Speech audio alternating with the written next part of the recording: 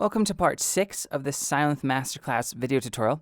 In this part of the tutorial class, we are going to be looking at the LFO section in Sylenth. And Sylenth's LFO parameters and options are quite deep.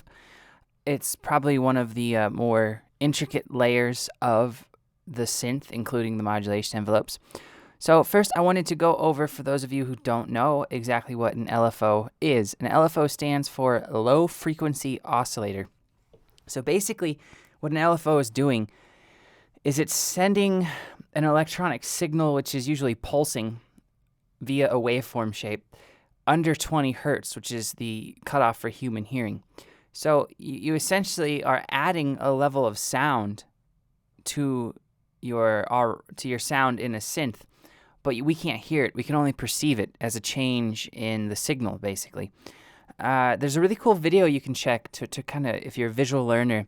These guys posted a YouTube or Vimeo video or something, and just go to YouTube and search for LFO water hose. And you'll see that they ran water through the parts of some speakers and actually sent in a LFO, low frequency oscillating wave. And if they got it just right, it would actually make the water bend to the shape of the waveform when they captured it on slow motion camera. So you can see visually that it's actually, that waveform becomes very present in your sound. So when you think of the most prominent and recent use of LFOs, dubstep comes to mind. Skrillex, Brostep, all that stuff. They basically make a gnarly bass sound and they apply an LFO to it, which then does the wah wah wah wah wah wah wah wah, all that stuff. So that's what we're going to be looking at today. And Sylenth has 10 waveforms that you can choose in your LFO section. You have a sine, you have a saw wave, you have a ramp wave, which is kind of like an upside down mirrored version of a saw wave. You have a triangle wave, a pulse wave, an H pulse, a Q pulse, a triangle saw, which is a blend between triangle and saw, a Lorenz, and a sample hold, random, and then that's the last one. So you have 10. Now there's some normal ones in here, like the sine wave is a very classic one for an LFO shape. Sine, saw, triangle. Ramp's an interesting one because that's one of the waveforms you don't get for the actual synthesis types in Sylenth. So that's an interesting one. It can go do some cool sounds that kind of, like the name suggests, they ramp up in velocity and intensity. And we'll go through what each one kind of sounds like. I did want to talk about this Lorenz one because it's really interesting. Best that I can decipher, Lorenz, this is coming from this is kind of like a quote chaotic type of an LFO. It's coming from some Lorenz theory, the Lorenz system, which is dealing with the chaos theory in physics. And then you have the sample hold, which is a pretty common type of LFO where it kind of will make a pulsing sweep to the sound and then hold it at different points depending on your settings and all that. So let's actually start jumping into the idea of, you have all these LFOs, but if you just turn on this LFO and crank up the gain, it doesn't do anything to the sound. You have to basically apply this LFO, this low frequency oscillator, to one of these parameters. And these are the same parameters that you're going to hear that we went through in the modulation envelopes. This box is pretty much the exact same.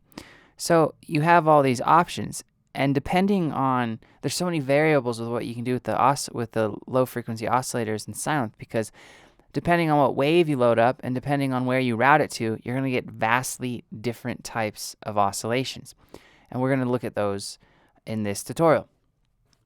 First, let's look at some common things that you do with an LFO. So one of the most common places to route an LFO would be the cutoff frequency. So here's this sound that we looked at in the last tutorial.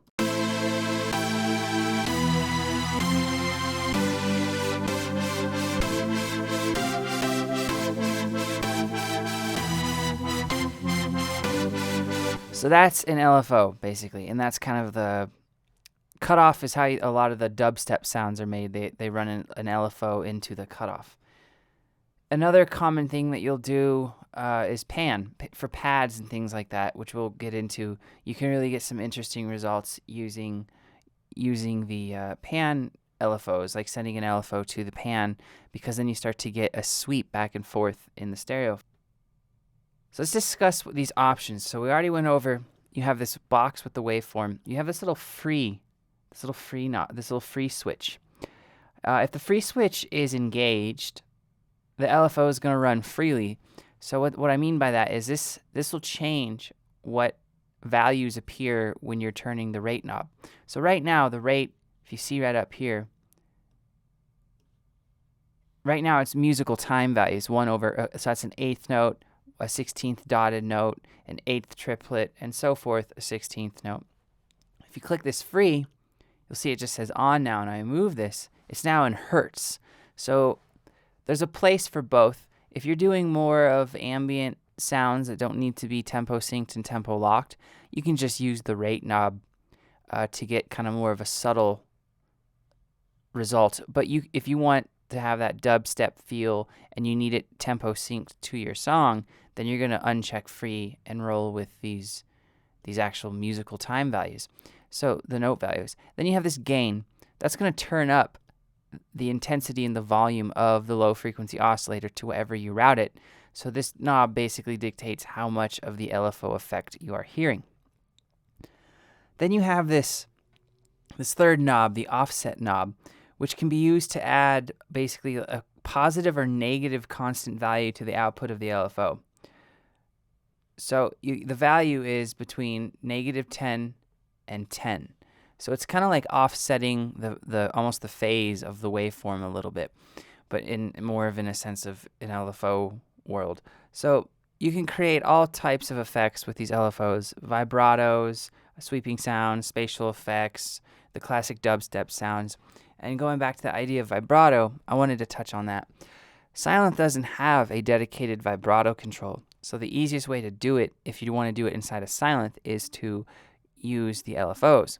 Or you could use a third-party plugin if you're using Sylenth, like Sugar Bytes Effectrix, and you can do some vibrato type effects. That way, you don't have to go into each synth and make sure your vibrato is matching if you're layering sounds, because Sylenth doesn't have a straight-up vibrato control like a lot of synths do. All right, so this first destination you get is volume. Now, I'm going to turn this I'm going to turn this knob up to about 10 so we can really hear what it's doing. And I'm going to turn the gain up to 10.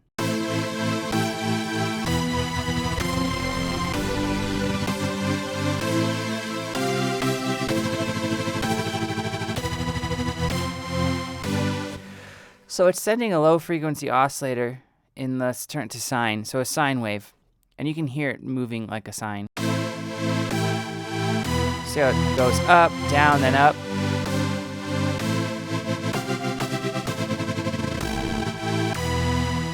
And the volume is affecting the oscillator for the oscillators for part A. That's why I soloed it. Then you have the volume for B. So if you have any sounds on B, you can just oscillate those. And now this is kind of a fun thing that you can do with the volumes, is you can set volume A and volume B, and then have the rate about, we'll set this on free so it's less noticeable. Turn it down, and then we'll play this.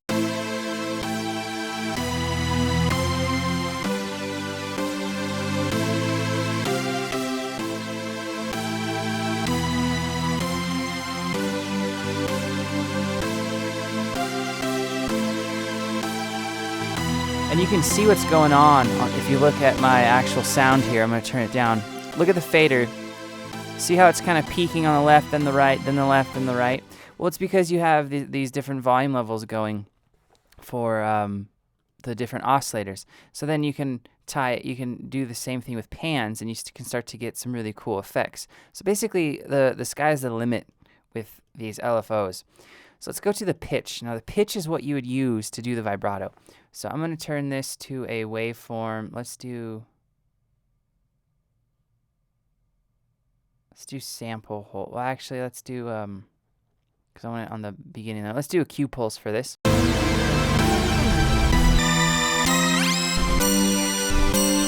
So right now, it's slow. Let's turn back to sine.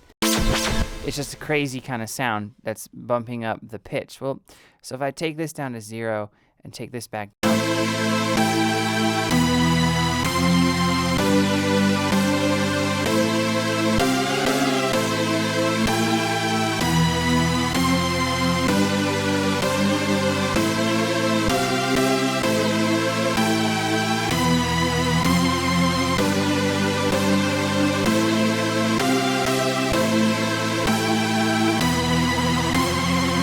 so if I just play one note right now,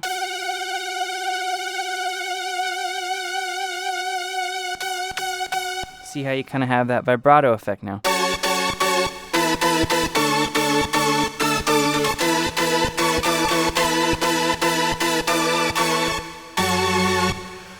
So you'd use the pitch. You'd use either pitch A, pitch B, or pitch A and B. Typically, I use pitch B, so the whole sound is affected by the vibrato effect. So this is a multi-part oscillator. So this sound's using all 4 oscillators. So it'd be better to have it on the pitch A and B.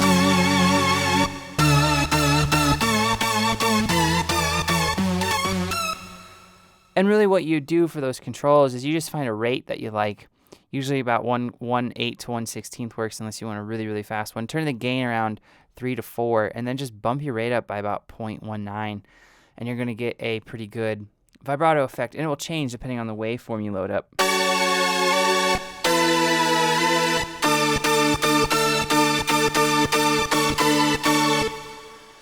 And taking it a step further, so these modulation envelopes and LFOs work hand in hand very, very well. So right now, the vibrato's a little... It's all right. But what you can do, if I turn up this rate here so it's a little quicker. And then I go to my modulation envelope. Let's go to... So let's take the pitch off of this sound right now. And let's go to LFO gain. Let's turn this up a little. And now let's add some attack. So now we have ADSR, the attack, the decay, the sustain, the release, modulating the LFO. So now I'm not going to hear as much of the vibrato effect I just created using the pitch AB destination in my LFO 1 slot, because I'm now modulating the gain of the LFO via the attack.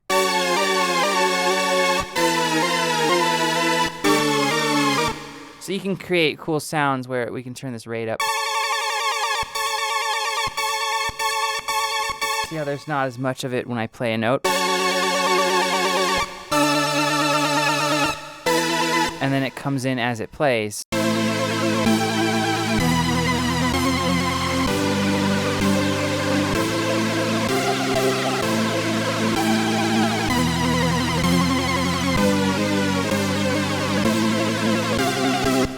So you can create those types of sounds where you kind of have where it's just a straight note. Like when you first play it and you're holding it out.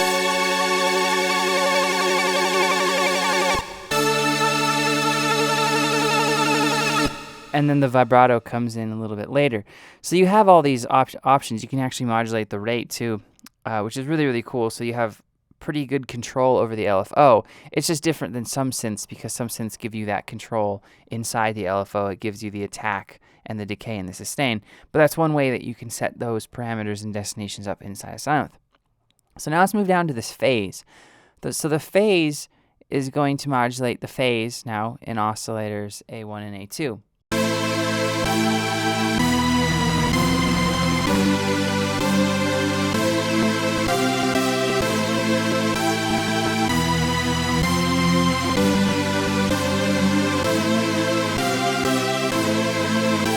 So that's just kind of adding some, almost like it almost seems like a pitch variance to me. It's one that I typically do not use a whole lot in the LFO section because it's not a super noticeable effect, but then if you push the amount and the gain up too much, it almost seems like it's detracting from a sound sometimes. Next, you get the pans, and I'm going to discuss some cool options you can do with the pans. So let's turn this up.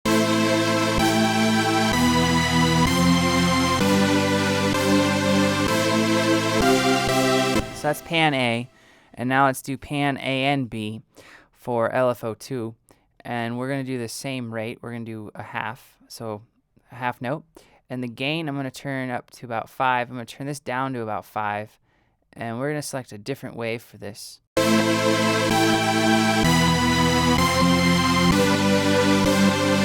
So now let's turn this down to about 2, as well as this one.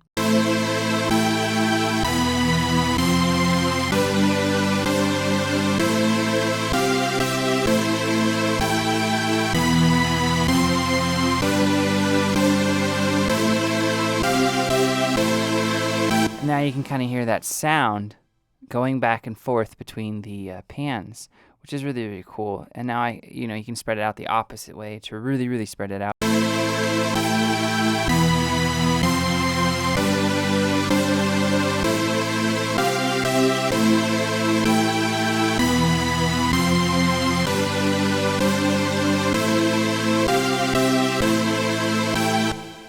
And that's something that you can do just to make the sound less digital.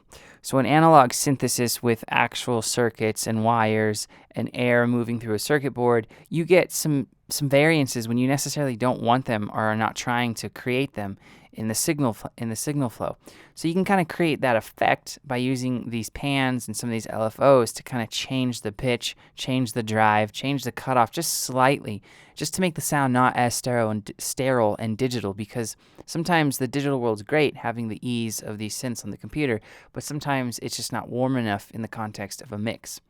So now I'm going to go to the filters. So I'm going to zero these out and reset the gain back and set the rate back to the middle. And now in the filters, you have cutoff A, cutoff B, and cutoff AB. So cutoff A is going to affect the cutoff of filter A or whatever's routed into that. Cutoff B is going to affect whatever's routed into filter B. And then cutoff AB will do, basically it's like the master control for Sylenth. So this is what you would typically use if you had like a really beefy bass and you wanted to make that dubstep sound, because you can hear what it does to the sound.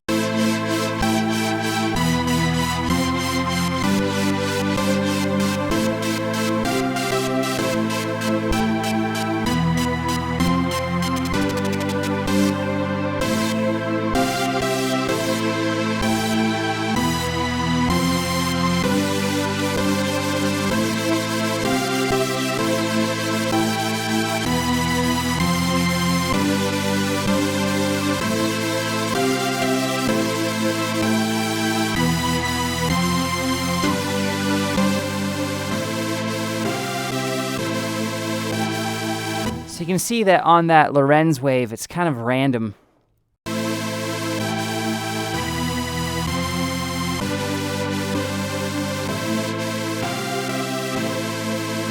Which is, I guess, why it's tied to the chaos theory. It's not doing something consistently as its counterparts like the Q pulse, H pulse, or sine, or saw. Then you have the resonance, and the reso is going to be affecting either the resonance for filters A or B or both. So this is a cool one.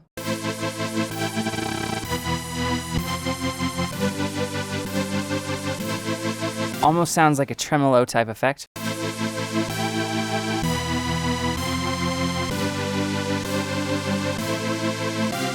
So that's another useful destination, just to kind of thicken your sound up and make things a little bit more interesting.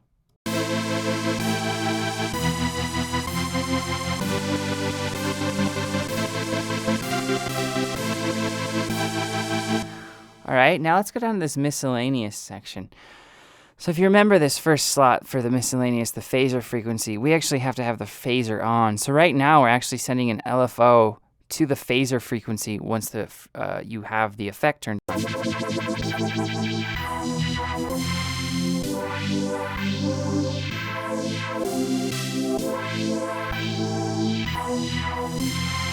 So I'm going to turn up the rate so you can really hear what it's doing.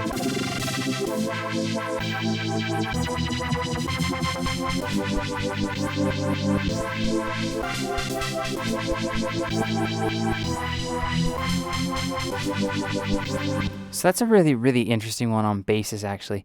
You can get some crazy sounds with that. And then if you actually set up your parameters inside of the phasing effect, the phaser effect, you can actually get some really, really cool tones out of it. So let's go to this mix A and B. So now it's gonna oscillate between the mix A and B for parts A and B, which is a cool option to have.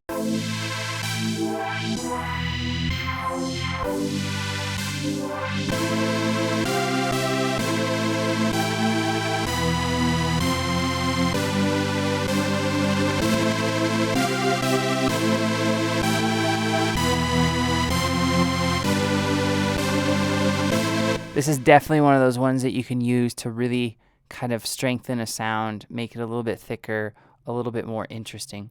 And then you have this this LFO rate, which obviously wouldn't be too applicable because you have this LFO rate here.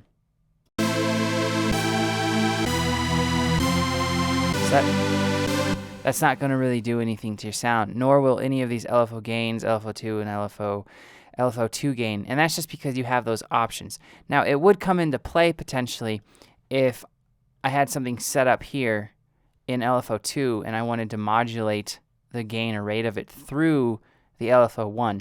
That's the only time I'd ever really want to use it, but you could achieve similar effects just by properly setting up the second LFO how you wanted it. And then next you have this distortion amount. So let's turn on our distortion.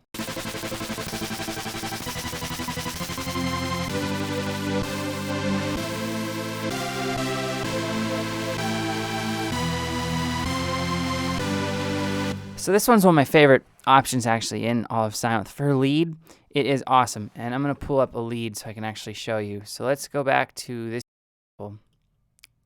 Unmute these.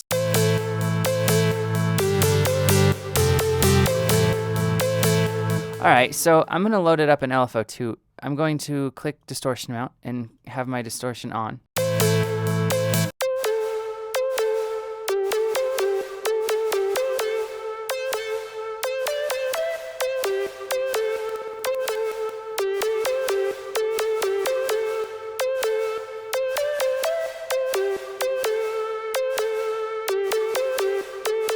So now there's this little low frequency oscillator hitting my distortion, which is just going to make the sound thicker and bigger.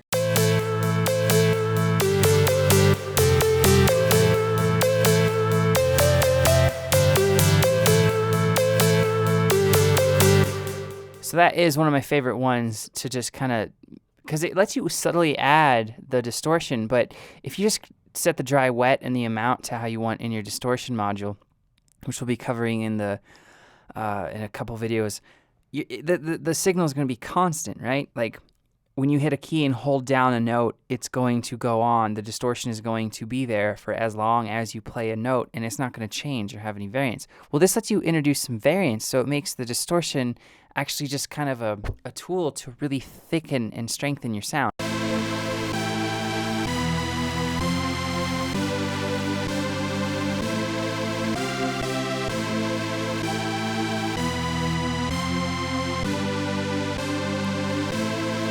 And in a mix, that's really one of the only things that you have is you have all these leads, basses, sounds. They're sharing frequencies, and you have to find ways to let the ear differentiate between them.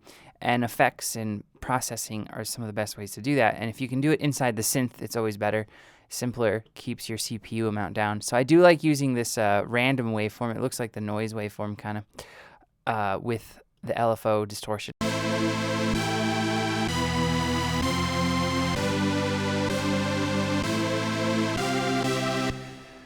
And so that pretty much sums up all the options that you have. And I'm just going to quickly summarize the bullet points that you should definitely take away from this unless you want to watch it again. But if you're trying to do the dubstep sounds, or you're trying to just have that classic oscillating sound, use cutoff A and B, or cutoff A or cutoff B, depending on how your sound is set up. And then the best waveforms for that would typically be the sine, the saw, the ramp, and the triangle. You'll start to get some really weird results with the sample and hold and this Lorenz wave. The triangle saw is kind of a more mellow one, and the random one is kind of almost like a noise. It's kind of crazy. So that would be, I'll show you what the random one sounds like.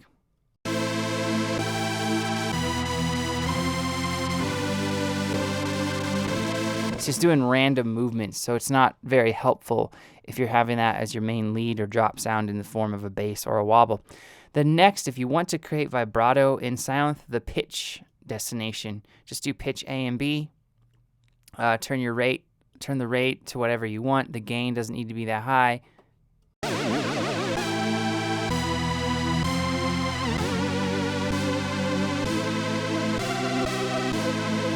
And then you're just going to have the gain a little bit up, and this knob is the most important one. You're not going to boost it a whole lot, otherwise it's going to sound like something like this, which isn't going to be too helpful for vibrato. And then next, if you're doing pads, ambience, lush sounds, you're going to want to mess around with the pans and even the cutoffs, and even load up the LFO2, and maybe load in the mix A and B, or the resonance. All four of those together, you're going to get a really cool ambient sound, especially if you're using different waveform types for both LFO1 and LFO2.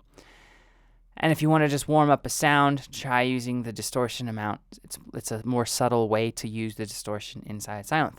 So that pretty much sums up this part of the masterclass. What we're going to look at in the next video are these two miscellaneous sections, and then after that, the final video will be summing up all the effects inside of Sylenth. So thanks for watching, and I'll see you in the next video.